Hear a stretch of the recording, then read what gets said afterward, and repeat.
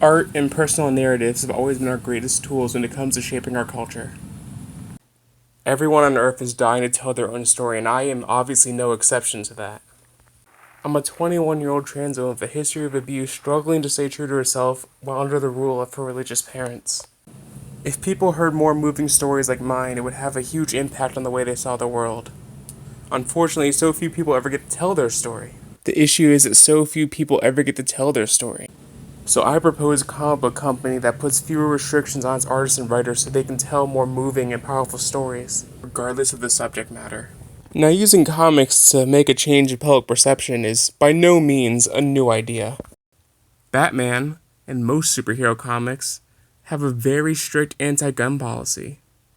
Saga and X-Men talk about being open to other people's differences. Punisher and V for Vendetta and Watchmen, they all talk about utilitarian justice. Spider-Man obviously has his philosophy on power and responsibility, and comics like Snotgirl and Faith talk about the effect of low self-image. And if you want to go really far back in comic book history, you can go all the way back to Captain America punching Nazis in the face. The issue isn't that comics are a bad medium for telling powerful and moving stories. It's that large comic book studios place heavy restrictions on the type of content. Now, a potential response to this could be just work independently, and while yes, working independently does grant you more freedom and creativity, it also takes away the chance for a steady paying job, as well as the increased audience that comes along with working with a major comic book studio. So I propose a middle ground.